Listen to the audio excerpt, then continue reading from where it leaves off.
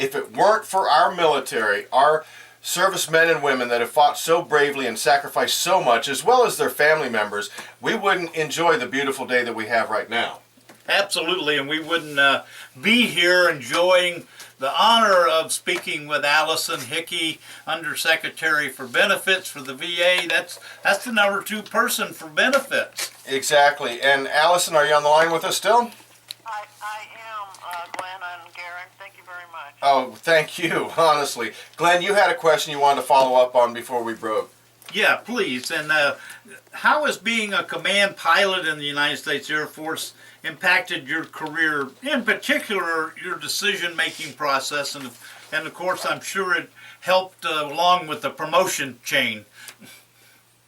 So first of all, as any pilot, but let alone the one that's ultimately responsible for the team, you have to have a sense of mission and purpose right away. So that's what drives me, is the mission. It's what drove me to take this job back in June of 2011. And frankly, in the face of many people who, when they learned that I was willing to put my name in the hat, said, "Are you kidding me? Why are you going to do that?" That is just such a hard job, and it's from many people's perspective, it's a thankless job. So why would you do that? And I just keep coming back to the mission. The mission to care for so many people who I grew up loving and appreciating and having such a passionate feeling about, those who have served, their families. I was part of that, and especially those who lose their loved ones, their survivors. I have a special place in my heart for them as well. But, for sure. Whether you were a aircraft commander or whether you're the Undersecretary for Benefits at VA today, the most important part of how you make everything work is the team.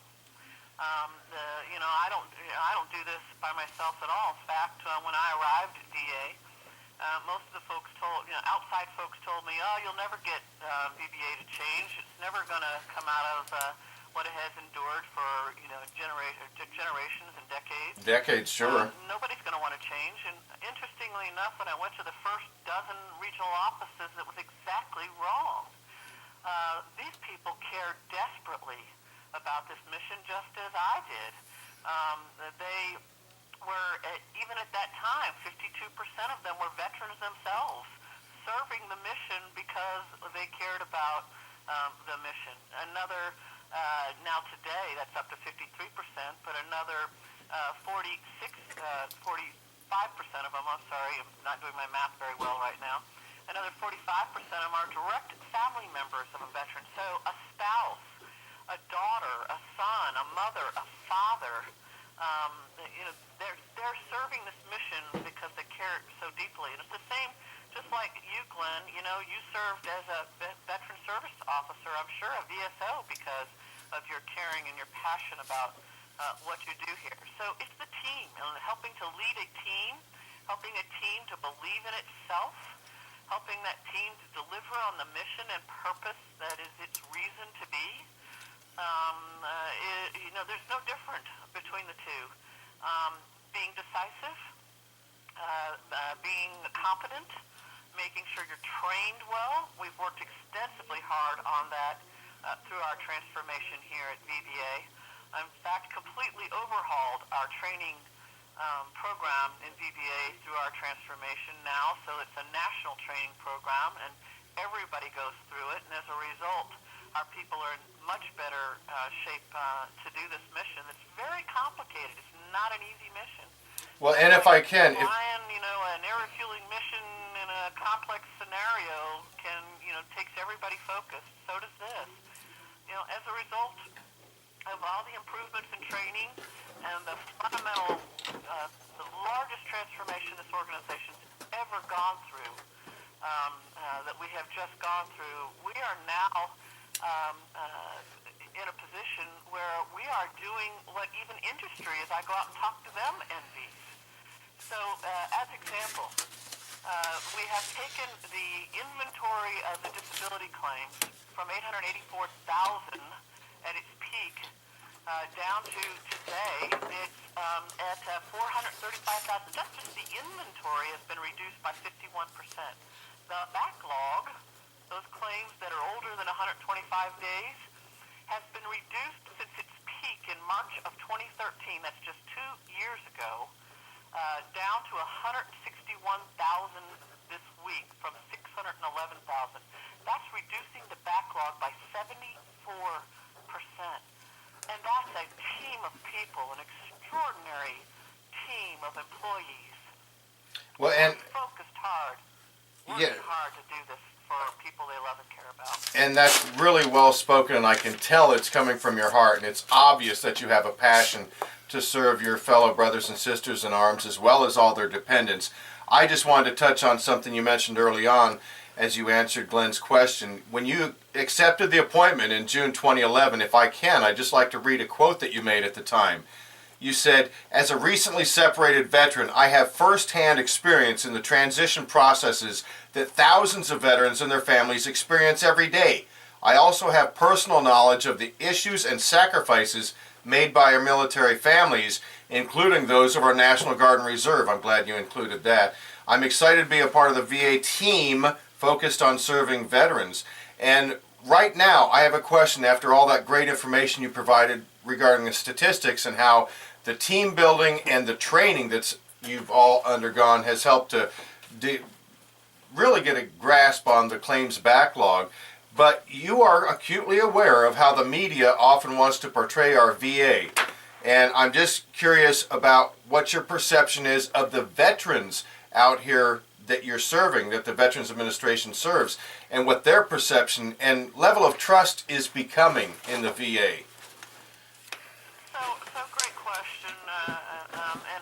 Let me just start by saying the following. I remember a story I once heard where a public official of some kind was talking to a media person of some kind, saying, "How come you're not reporting all the good things we're doing? How come you're only reporting all the bad things that happen?" And the reporter very candidly said to the public official, "Listen, I don't report all the airplanes that land successfully. I only report on the ones that crash." Isn't that the truth? And so I think in this case there's a little bit of an analogy here to that scenario. We don't hear from the silent, and I would say majority, who are very satisfied with their services and with their benefits that they're getting from us. And in fact, they're getting them much faster from us. And that's not just a result of training and the like, but it's also, we've gone completely digital here in the last 2 years.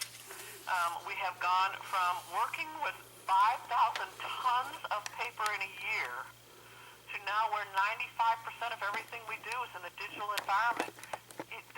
You can't even find a commercial organization that has done a transformation like that from paper to digits that fast, that successfully.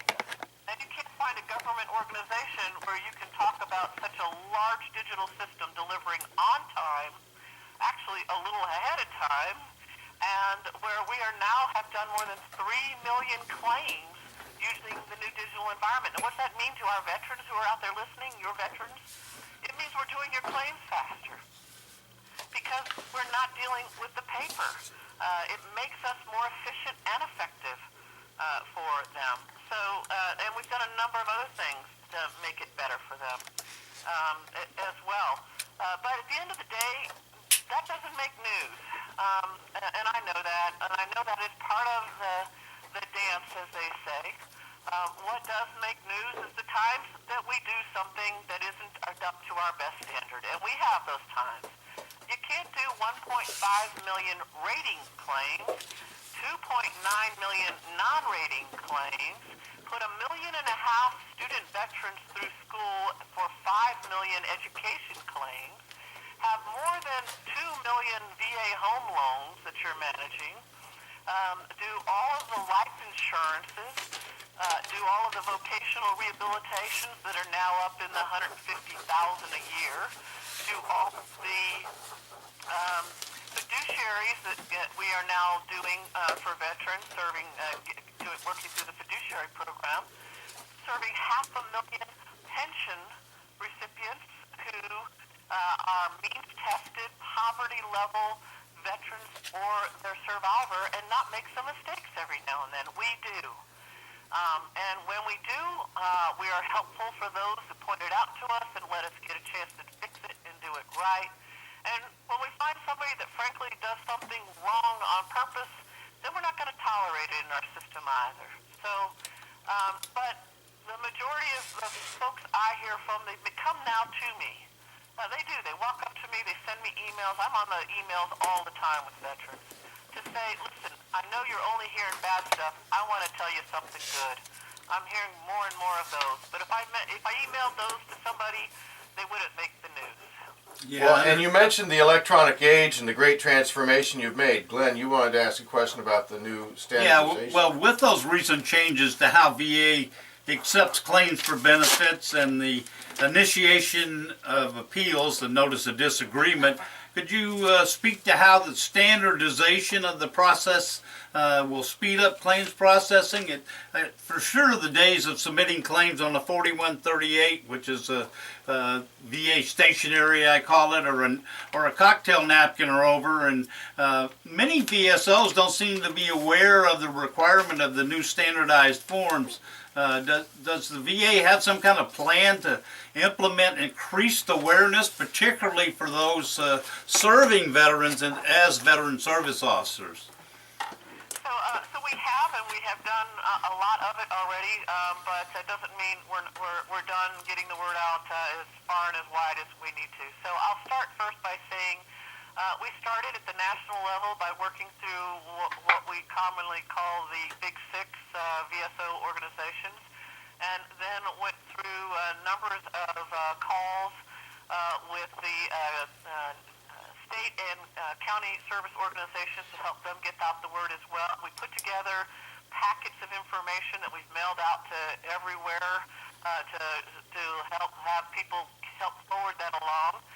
You can find it on our VBA webpage, but you can also, frankly, if you go to our VBA Facebook site, our Facebook guys that monitor that site on a regular day and a regular basis are constantly putting that up there for others to see as well.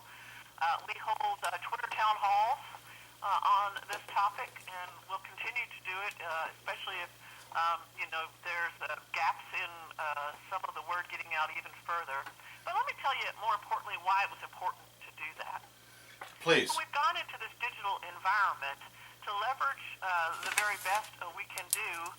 You need to have the very best coming in. You need to have the best data you can get coming into the system. And too often, we would get claims files that were missing vital pieces of information that just ended up putting that poor veteran in a situation where we got it, we're looking at it, we know we don't have what we need to make a decision, so now we have to put together a letter, mail the letter out to that veteran, ask them for more information, then that veteran sends us back more information, and sometimes we don't get back exactly what we needed and said even in the letter, so we're going in this back and forth way, and all that's doing is adding wait time to that veteran or that family member survivor that's assisting or that VSO. So two things have come a long way in our transformation to help with that problem. The first is fully developed claims, which is where we have veteran service officers helping us make sure everything's filled out from top to bottom and we don't have gaps in the application, which we're required to have that information by law. But the second is the standard form that lists it all out carefully so we know exactly what the veteran is seeking. And when we did the research on this, the other thing of note is I think we're the only organization that distributes benefits anywhere that didn't have a standard form. In fact, just to see how complicated it was by comparison, I went to the membership sites of all of the leading veteran service organizations to see what kind of data it required just to join their organizations. And it was less data to fill out a new standard form or an intent to file form than it was to actually join a veteran service organization. So we've made it as simple as possible, but it's to the veterans' benefit that they give us the standard information up front, then we can leverage the technology to help get them a highly Folks, we're talking with the Undersecretary of Benefits for the VA, Allison Hickey, and based on my prior experience for 22 years as a county service officer, worry a little bit about the older vets that are not tech savvy as we head towards digitized claims and that process. So great question, Glenn. Let me just tell you, that's why we created that is a big reason why we created the intent to file form. Because we did not want to disadvantage our older veterans who maybe don't feel as comfortable on the computer, or frankly our younger veterans who don't want to deal with that kind of stuff through the internet. I run into both. But I will also tell you that I have recently been to an Air Force, retirement center where I asked some 300 veterans where the average age was 78, how many of them had a computer in their home, all but two hands went up, and how many of them used it every day, all but two hands went up. So I don't That's because you were talking to a bunch of Air Force people. You're connected, because I think more and more of our older citizens and veterans becoming connected. Well, but what I will say is we rely heavily on veteran service organizations to be the hands of filling out these forms and doing it online to give the advantage to that veteran who can't work in that computer system, maybe, of all of the digital things we've built that make claims processing go faster. We will also, you can call us and we'll take it over the phone and fill it out for you. You can still write on the intent to file form and send it to us, but we will then have a human being transpose that into a digital environment because we want to be able to leverage the transformation that we've done to be able to do the work better and faster. well, I like that positive Many ways approach. to do So, still for those who maybe are a little concerned about that. I really like that positive approach, and on our show, we're always prompting people to seek out qualified veteran service officers to help them with their claim so you can get it done right the first time around and enhance your chances to get the claim approved that they've earned through service to our country. And I appreciate the VA being on our side and prompting people to do that, because I think that's key down at the worker level, at the tip of the spear, to make the whole process go a lot better, a lot more efficient. And we're talking with Undersecretary for Benefits of the entire VA, Allison Hickey, retired Brigadier General in the United States Air Force. I've got to ask you a quick question. It is a tool and it is a part of every rating decision, yet the veteran does not receive this as a matter of fact, as a standard form that's sent out with the award letter and the rating decision. This is never included. They have to specifically request it. And I'm not even going to go into why the reason is, because it is a signature page, but it's that code sheet on the back of the rating decisions, and those are invaluable in helping accredited service officers determine what the specifics are to the individual claimant that's saying, hey, I want to know why this is that way, I want to know what this effective date means. What can you tell us about making a simple change like that? Because you've made some changes. Some of them are dramatic, some of them are not so dramatic, but this is one that I think would be very useful. Can you talk about that for a moment? Yeah, so Garen, I think we've actually already taken care of that issue. So here's what I know. There are now 3 ways that a veteran service organization officer can find out the diagnostic codes for the rating decision. First of all, we have put them all on to the digital environment with us, so they all have access to VBMS as long as they are an accredited individual and have what we call one of those magic little PIV-CAC card things that we use. And that's for a veteran's protection as well. We want people to, who are going to protect their PII to be sure they are certified. Second, so they can go into the new VBMS system and they can access the rated issues tab, which will display all the rated issues and the corresponding diagnostic code. Also, while they're in VBMS, they can also review the documents tab, and that lets them view all the content in the Veterans Electronic Folder or e-folder.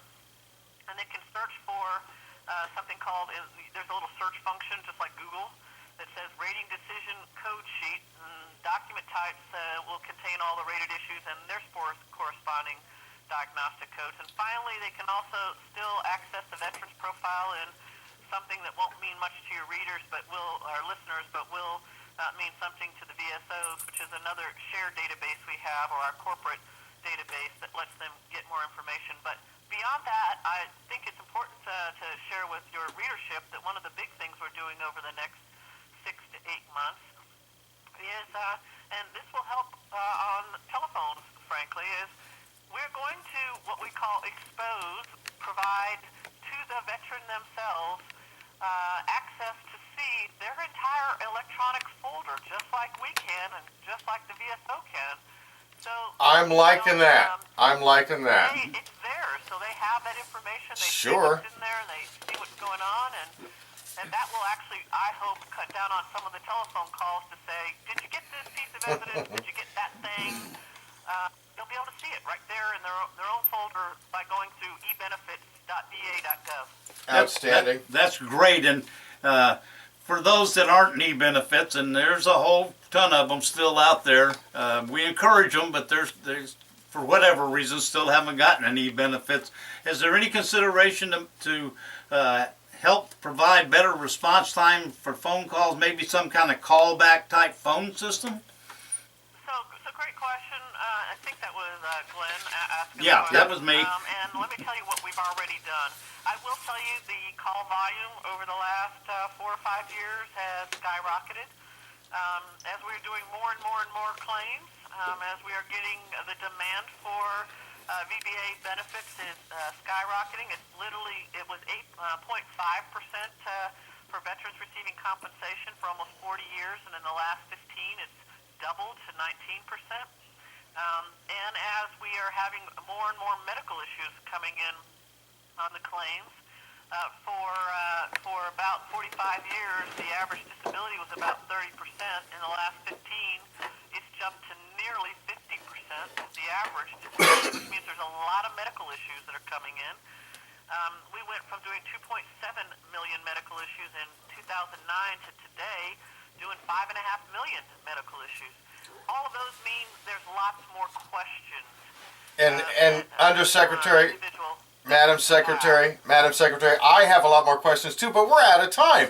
We just really appreciate you taking the time to join us on American Warrior Radio today, especially on Armed Forces Day, and hopefully we'll get a chance to touch base with you again, especially when some of the additional changes come in. But Glenn, you always want to get this out there. Yeah, if you're a veteran and you're experiencing a problem, crisis, dial the Veterans Crisis Line, 1-800-273-8255, press 1, and as always, don't forget, thank a vet. And there we go. Allison, you still there? I am. I'm Hey. sorry, I got long-winded. That's okay. Well, no. You're a marvelous interview. You're a wonderful woman, and I have a very good feeling about the direction the VA's taken. But be forceful and keep going forward. You're going to have detractors. There's going to be people wanting to beat up the VA. There always have been. There's upset people here, there, and everywhere. But you know what? Anytime you've got something or someone that you'd like to come on and address some particular bit of news, however it might be, please feel free to, or have Lou or someone get in touch with us, and love to have you back or one of your representatives on American Warrior Radio anytime you can. Great. Maybe since I did kind of cut off on the phones, and we do have some new things coming up on the phone as we get closer to those, we might, figure out a way to get that conversation with you. If you can, our reach is about 2,500 ears per quarter hour, about 10,000 here on the Space Coast.